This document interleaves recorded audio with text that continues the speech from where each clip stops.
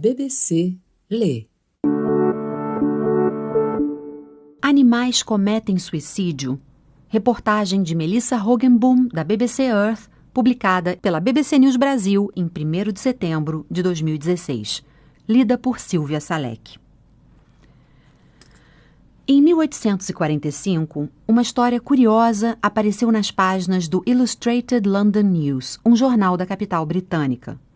Um cachorro preto, descrito como fino, bonito e valioso, teria se jogado na água em uma provável tentativa de suicídio.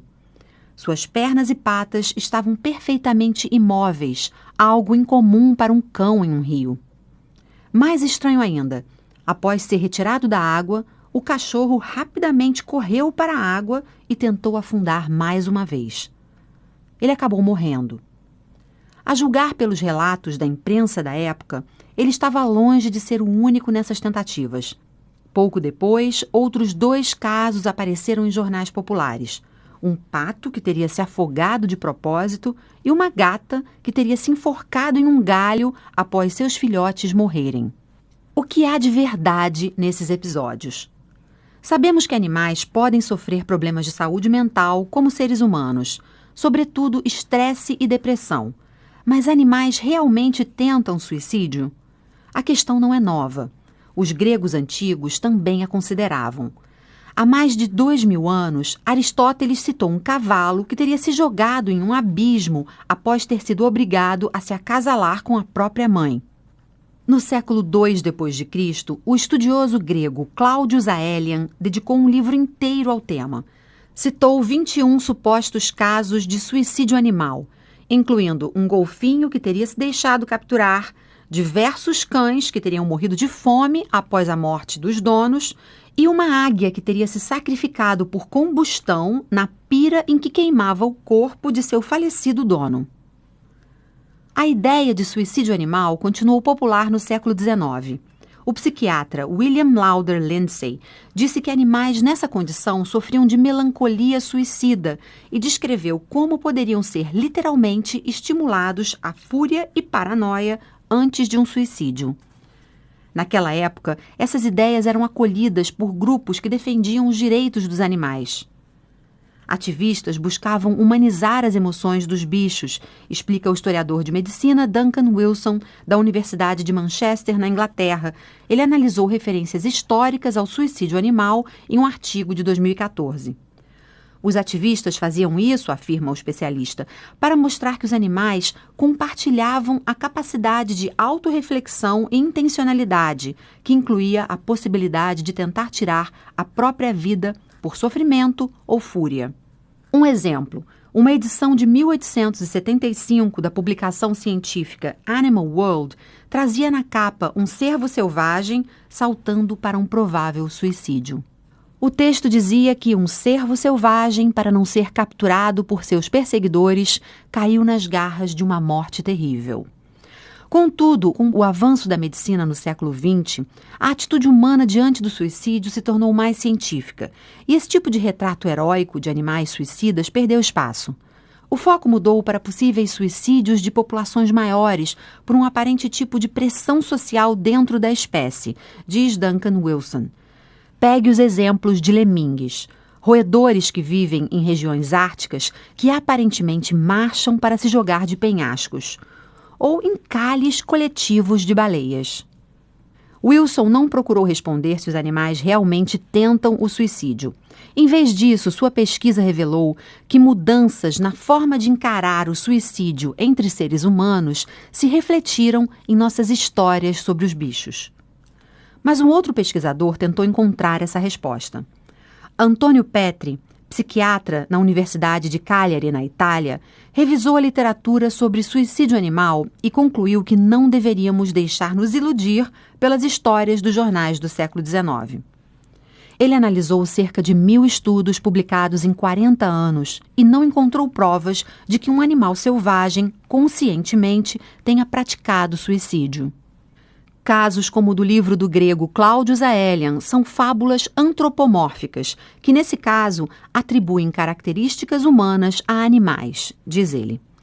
Pesquisadores hoje sabem que a morte coletiva de lemingues são uma consequência triste de uma população densa de criaturas emigrando juntas ao mesmo tempo. Nos casos em que um animal de estimação morre após o dono, isso se explicaria pelo rompimento de um laço social, afirma Petri. O animal não toma uma decisão consciente de morrer. Ele era tão acostumado ao dono que passa a não aceitar mais comida de ninguém. Pensar que um animal desse morreu de suicídio como uma pessoa é apenas uma projeção de um estilo de interpretação humana, diz. Esse exemplo chama a atenção a um fato importante. O estresse pode alterar o comportamento de um animal de modo a ameaçar sua vida. Um exemplo disso ocorreu no Parque SeaWorld de Tenerife, na Espanha, em maio de 2016. Um vídeo que se tornou viral mostra uma orca selvagem aparentemente tentando se manter fora do tanque por cerca de 10 minutos. Dezenas de reportagens afirmaram que o mamífero tentara o suicídio. Sabemos que orcas se comportam de maneira diferente em cativeiro do que em liberdade, o que não surpreende, já que um tanque representa uma fração ínfima de um oceano. Ambientes artificiais costumam estressar orcas, desencadeando comportamentos repetitivos como ranger os dentes. Quando essas situações ocorrem, afirma Barbara King, do William and Mary College nos Estados Unidos, é importante entender como são profundas as emoções vivenciadas por esses animais. Isso pode revelar por que eles podem agir de maneira tão autodestrutiva. Até onde sei, a maioria desses casos tem algum tipo de intervenção humana, seja caça ou confinamento, afirma King, que já escreveu muito sobre o sofrimento animal e o suicídio. Vários animais mantidos em condições traumáticas também vivenciam situações similares ao estresse, transtorno de estresse pós-traumático e depressão. Uma ursa mantida em uma fazenda na China sufocou seu filhote e depois se matou. Isso ocorreu depois de uma dolorosa injeção de um catéter no abdômen do filhote para extrair bile, que às vezes é usada em remédios na medicina chinesa. Relatos na imprensa sugeriram que a ursa teria matado o filhote e cometido suicídio para evitar mais anos de tortura. Esse talvez seja outro exemplo de um comportamento não natural desencadeado pelo estresse e pelo confinamento por longo período. Também pode ser visto como reflexo de um animal tentando fugir de seu cativeiro, diz Petri. Outros animais que costumam ser citados como suicidas são baleias que encalham em conjunto. A causa desses encalhes não é clara até hoje. Uma hipótese é que possam ser causados por um indivíduo doente buscando segurança em águas mais rasas. Como baleias formam grupos sociais, outros seguem esse indivíduo e também encalham. A ideia é conhecida como hipótese do integrante doente, mas não é considerada suicídio. Há uma outra possível explicação para o que parece ser um comportamento autodestrutivo. Há certos parasitas que infestam o cérebro dos hospedeiros, causando atitudes incomuns que ajudam os parasitas a sobreviver. O hospedeiro costuma morrer nesses casos. Por exemplo, o parasita Toxoplasma gondii infesta ratos e desliga o medo inato que possuem de gatos. Um estudo de 2013 indicou que uma infecção por esse parasita acaba com esse medo de maneira permanente, mesmo se o parasita for eliminado. Do mesmo modo, o fungo parasita Ophiocordyceps unilateralis pode controlar a mente de formigas, deixando-as como zumbis. Os insetos acabam sendo levados a morrer em locais mais propícios ao desenvolvimento desses fungos. Há ainda o caso de aranhas que deixam os filhotes comê-las. Embora elas morram no processo, esse sacrifício não é um suicídio, mas um ato extremo de cuidado materno. A mãe-aranha fornece seu próprio corpo como uma importante e nutritiva primeira refeição que garante a sobrevivência do filhote. Para afirmar que tal comportamento não se enquadra como suicídio, é preciso ter uma definição de suicídio. O ato costuma ser definido como a ação de se matar intencionalmente. Sabemos que alguns animais se matam. A questão é saber se tiveram essa intenção. A mãe-aranha, por exemplo, pode se comportar dessa forma para prover comida, não para morrer. A ursa pode ter agido por estresse, não com o propósito de matar a si e ao filhote. Alguns especialistas acreditam que essa pergunta seja impossível de responder. Não estou convencido de que o suicídio animal seja uma questão que a ciência possa responder, afirma Barbara King.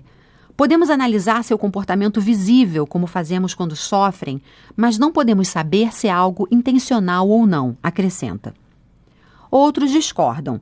Afirmam que algumas pessoas tentam se matar, mas animais não, por diferenças nas habilidades cognitivas. A diferença-chave, afirmam, seria nossa habilidade de pensar bem à frente, no futuro. Muitos animais podem fazer planejamentos, alguns pássaros juntam alimentos para comer depois. Primatas, como orangotangos e bonobos, armazenam ferramentas para uso no futuro, mas isso não demanda consciência sobre o que significa estar vivo. Planejar um suicídio demanda um entendimento detalhado sobre nosso lugar no mundo e uma habilidade de imaginar a própria ausência. Isso exige imaginação. Humanos têm a capacidade de imaginar cenários, refletir sobre eles e associá-los a narrativas mais amplas, afirma Thomas Suddendorf, psicólogo evolucionista na Universidade de Queensland, na Austrália. A maioria de nós supera essas preocupações. Temos um viés otimista inato que nos dá uma visão mais positiva sobre o futuro, mas isso não ocorre com quem tem depressão. Para essas pessoas, o futuro parece sombrio.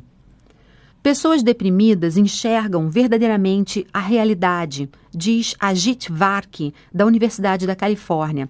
Ele tem escrito sobre a singularidade humana e nossa capacidade de ignorar ou mesmo negar que vamos morrer. Uma das realidades é que você vai morrer. O resto de nós tem uma habilidade extraordinária para ignorar essa eventualidade, algo que Varki classifica como um capricho evolutivo. Vark sugere que todos os possíveis casos de suicídio animal possam ser explicados por outros meios. Animais choram, reconhecem seus mortos e têm medo de cadáveres, por exemplo, mas não temem a morte inevitável como uma realidade.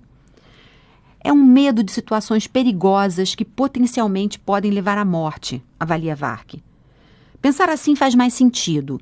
Se animais negassem os riscos de morte, como fazem muitos humanos, zebras iriam passear perto de leões, peixes nadariam ao lado de crocodilos e ratos encarariam cobras.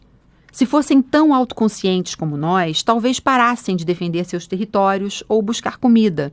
Eles possuem uma resposta inata ao medo por uma boa razão: ficar vivo. Somos o único animal capaz de entender e lidar com a nossa própria mortalidade, diz Vark. Precisamente porque somos essas criaturas otimistas com um nível sofisticado de autoconsciência. O que é suicídio? Questiona o pesquisador. É induzir a própria mortalidade. Mas como você pode induzi-la se não sabe que é mortal? É, portanto, bem lógico que o suicídio seja algo unicamente humano. Conclui. Você ouviu a reportagem Animais cometem suicídio? Publicada pela BBC News Brasil em 1º de setembro de 2016.